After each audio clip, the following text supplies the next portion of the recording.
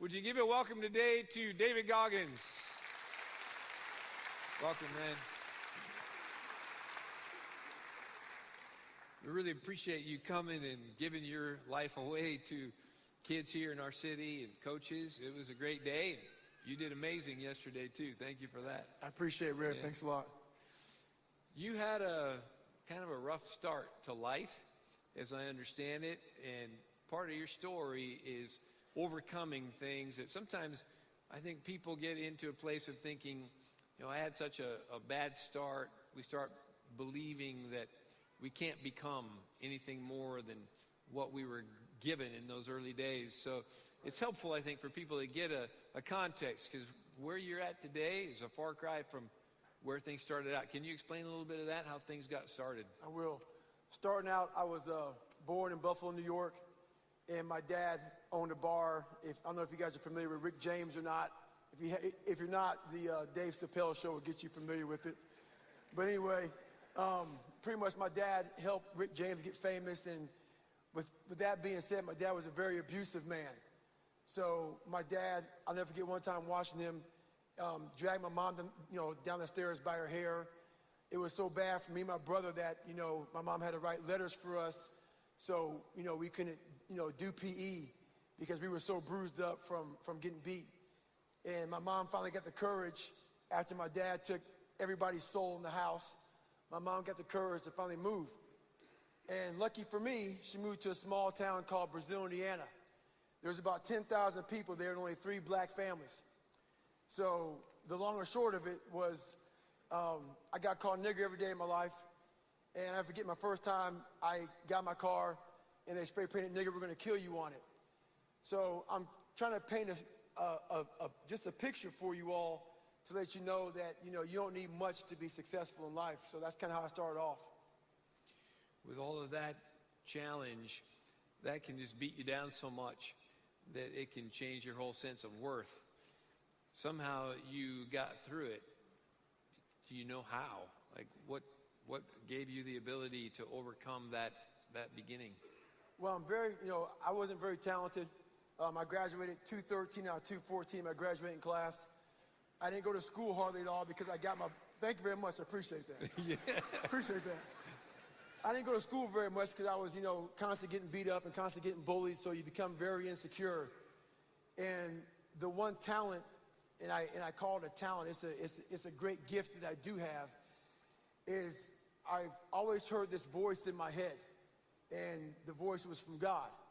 And, all my insecurities, all my issues I had growing up, I was always led by God, and I never blamed God for all the horrible things I went through, from health issues to having a bad father, having being bullied, and I also went through a stage where I was 300 pounds and I was very large in weight, and I never blamed God for anything. So I give all the credit to just never putting blame on God, always owning up to who I am. At some point you decided to go toward the military. If I understand it right, you're not only a Navy SEAL, but Special Ops in Army Ranger and something in the Air Force too? Right. So I'm the only person in the history of the military that's been in special operations in the Air Force. I went through Army Ranger School. I was the honor man there.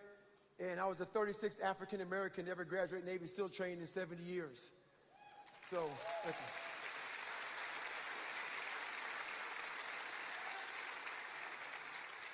But what's funny about that is that what drove me in that direction was I didn't want to do it. You guys heard just a piece of my story, and being a very insecure person, I blamed everybody for not going anywhere.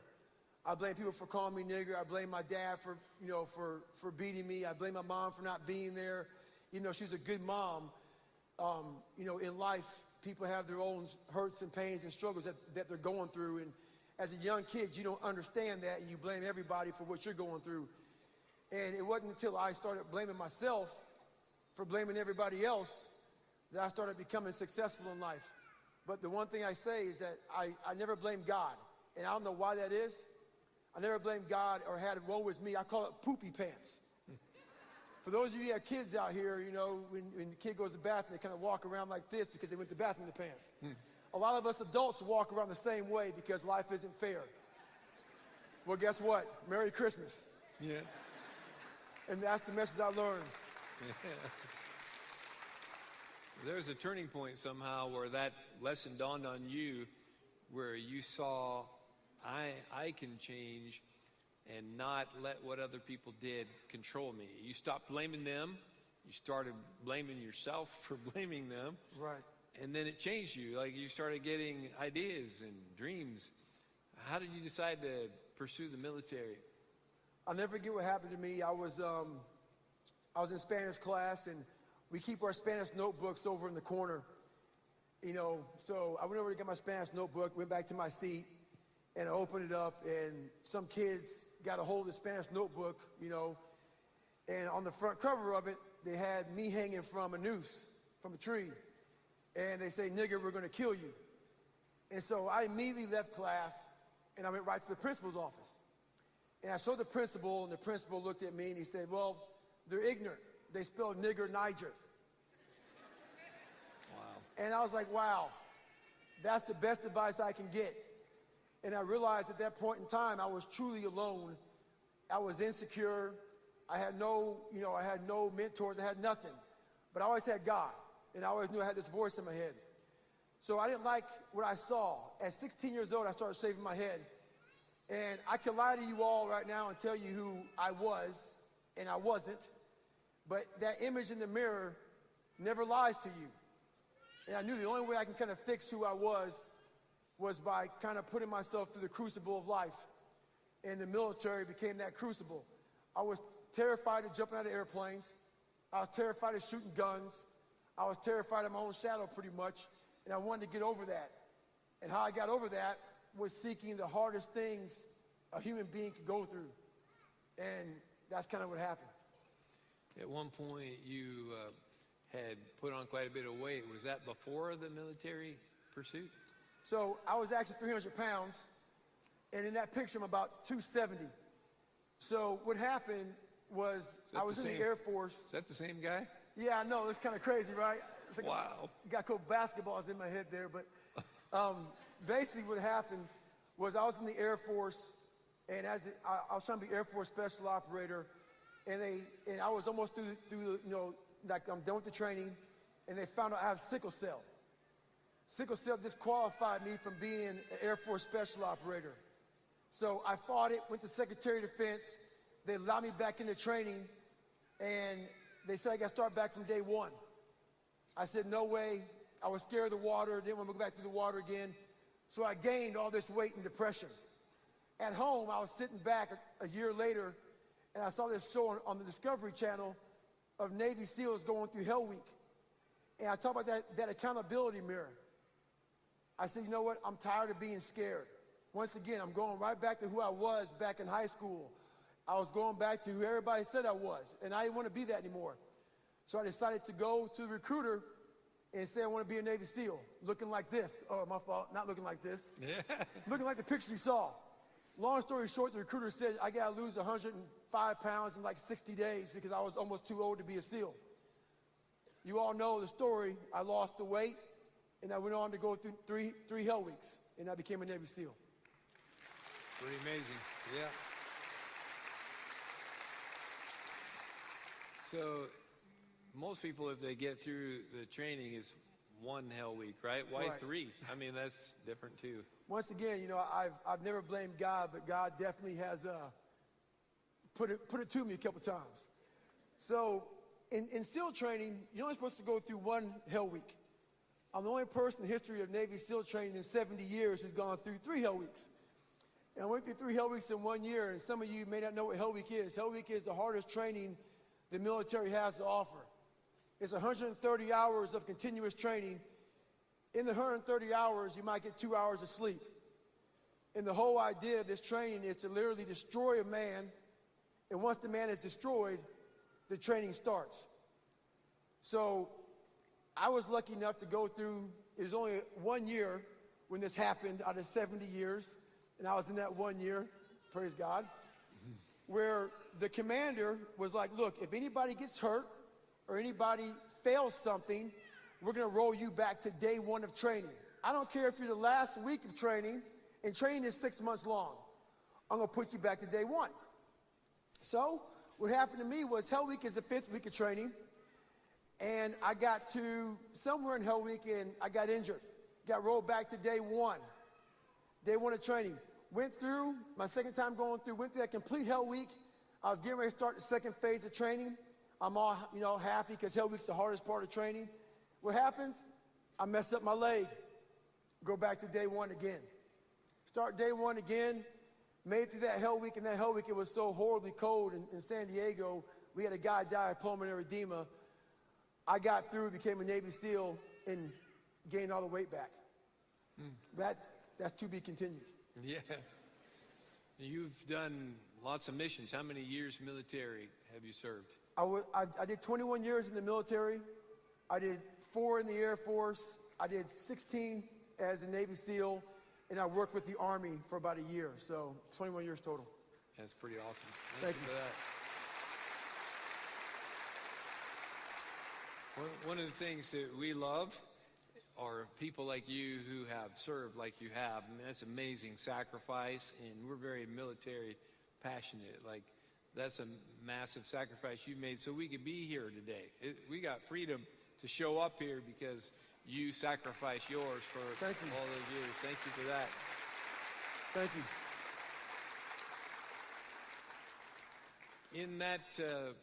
In that mission where you went 21 years military, when you got out, you decided to pursue some other kind of crazy things. Right. Ultra running. How did you slip into that idea? So if any of you guys out here are familiar with the book Lone Survivor, it's about a guy named Marcus Luttrell. I was in Buds for almost a decade, so, going through SEAL training for so long, I knew a lot of guys on this op. For some of you who don't know about this op, what happened was it was the worst incident in SEAL history. There was 4 guys doing an overwatch, and, they got discovered by some people. And long story short, everybody died but Marcus Luttrell. And at this time, I was about 200 and some odd pounds, hadn't put running shoes on, and a lot of these guys had kids. So I wanted to raise money for these families, and the best way I could do it was I went online and found a foundation called the Special Operations Warrior Foundation. This foundation sends kids to college full tuition if your dad, who was a special operator, died in combat. So I found a great foundation, but I'm not a real smart person, so I Googled the 10 hardest events in the world. And I chose the very top one. And the very top one was this race called the Badwater 135. It's a 135-mile run through Death Valley in the summertime. Right, not real smart. So 135 miles, 130 degrees. I called the race director up, but I didn't think it was humanly possible for a person to run 135 miles at one time. So I thought it was a stage race. I thought you would go run like 20 miles, 15 miles, set up camp, little barbecue, whatever, and then you run again the next morning. So I called the race director up. He goes, "Hey, have you ever run 100 miles? And I said, "In a calendar year?" He goes, "No, at one time, in 24 hours or less." I said, "No." He goes, "Well, to qualify for Badwater, you got to run 100 miles in 24 hours or less." So I was like, I haven't even run past 20 miles in my life, and I haven't put running shoes on in over a year. And I call him up on a Wednesday. That Saturday was a 100-mile race called the San Diego One Day. You run around a 1-mile track for 24 hours, and my goal was to get 100 miles. So I'm not going to get into the nuts and bolts of it all, but a 200-some-odd-pound man who doesn't go running at all, you can kind of imagine how it went. I ended up running 101 miles in 19 hours. I got done with the race. I called Chris Kosman up. Chris Kosman was like, "I heard how bad off you were, and you're not ready for the hardest race in the world." So there's one more race I could do to kind of prove to Chris Kosman that I wanted to do this race to raise money. I had to show up to the start line of this race called the Hurt 100. The Hurt 100 is very fitting for this race because at the time only 20-some people had completed the race. There's almost 30,000 feet of climbing in a 100-mile race. So it's like the equivalent of climbing Mount Everest and we're going to throw in 100 miles. So basically, I went to the start line of that race with cast on my feet, and I completed this race and went on to do the Badwater 135. Yeah, it's awesome. The reason for the cast on your feet was it that race the week before? Right. So what I didn't tell you all is in my third Hell Week, when you go through one Hell Week, they say it takes 5 years off your life. So I guess I'm almost expired from this world right now. So basically, when I was going through my third Hell Week, I didn't have a lot of time to heal my body. So the CO, so the people in charge were like, hey, David, this is your last time going through. So basically, my legs were broken starting Navy SEAL training for the third time. And what I realized was I had to literally get compression tape. And what compression tape is what athletes put on their ankles to keep their ankles from rolling. I put that on my feet all the way up to my calf muscle, and it kept my feet from flexing, so I kind of ran with my hip flexors. And the first hour of running would be so painful, but then my feet would go numb. And I was able to get through training that way. That's how I got through Navy SEAL training. So. Nice. Yeah. Something you find you must have some unique capacity to turn off what your brain's telling you and go through the pain. How does that work? Well, for me, you guys kind of heard a little bit about my life story about being afraid and being insecure, and I used to lie to everybody about who I wasn't. And one thing I found out in my life once I started my journey is how amazing we are and how far we can go and how strong our mind is. But I found out through belief. I never blamed God for anything, and I was very patient in my life, and I had true belief. A lot of us believe in God, but some of us kind of believe in God. When things go bad, we blame God. I had a true belief, and that true belief allowed me to go to a place in my mind that most people are afraid to go because it's painful. There's suffering involved, and there's questioning involved of why am I doing this? I was able to go to these dark places and find light, and I found myself in this journey. When I was so far away from myself, from blaming people, the second I started blaming myself, I found myself. So I have a way to kind of go inside and become a better person. I was up in Washington State this week and thinking about being here today, knowing you were coming. And so I got a Fitbit this week, and I thought, 10,000 steps a day, I should at least get started. I haven't gotten very far between then and today, so Roger you're kind that. of intimidating, to stand here with you. But Roger that. I'm on the journey here. Hey, that's good. Yeah? That's good. Is it? Oh, yeah. Okay. 10,000 steps. It's all relative. Okay. 200-mile running, 100. Hey, it's all relative. Well, I'm going to do it. I love it. Okay. That's great. Roger that, you have said. What does that mean to you? That's become kind of part of your life message. So I say Roger that a lot. And I say Roger that because what I found out going through training, I've been in every single special ops training, from Delta Force to Rangers to Air Force Special Ops to Navy SEALs. Wherever hard is, let me go there so I can see who David Goggins is. And a lot of people quit because it really does suck. It is so hard and so miserable that it literally questions who you are as a man. So what I found out about people was what makes a person quit is they overthink a situation in front of them. So in BUDS, SEAL training, the water temperature is very cold. It's the Pacific Ocean.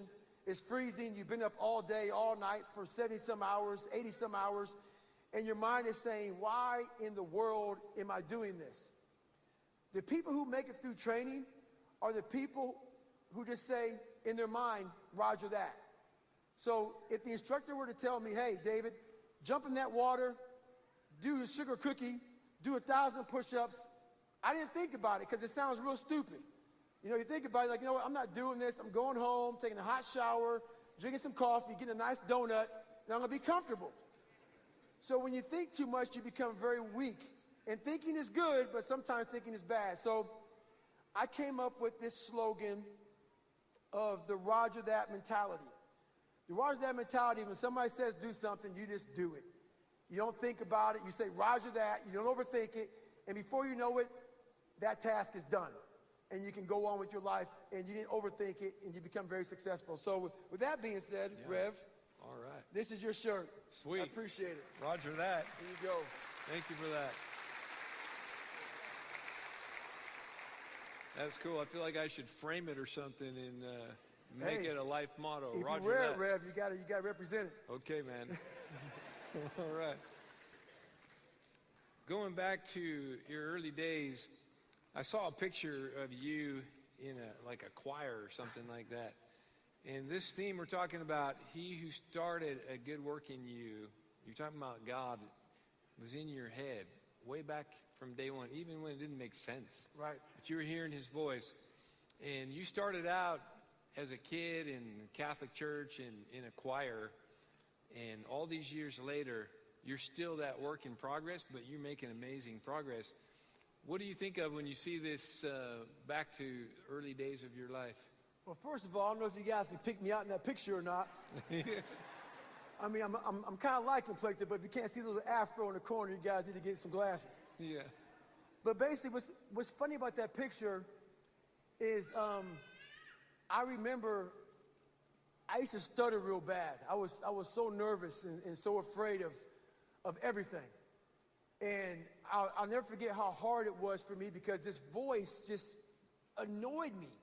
Because my mom went around a lot, great woman, and my dad was so abusive, but this voice just kept on haunting me about what to do. And if I were to do bad, it would just stay there. And I'm like, gosh, just leave me alone. I'm so tired of taking the hard road. And the hard road was really God kind of guided me through my whole life. And the one thing I realized, everybody asked me, how in the world did you make it to where you're at today without having a mentor, not having all these great things that people think you need to have? You know, people think you need to have these great parents and money and a great education and great talent of athleticism and all that sort of stuff. And I realized, I'm so glad that I didn't leave the voice, because the voice led me right to where I'm at today.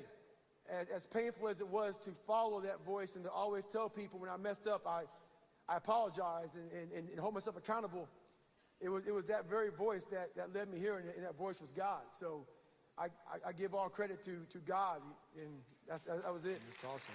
Yeah. It sounds like you've been saying Roger that to God all these years too. When he shows you something to do, you go. It's very true. Yeah.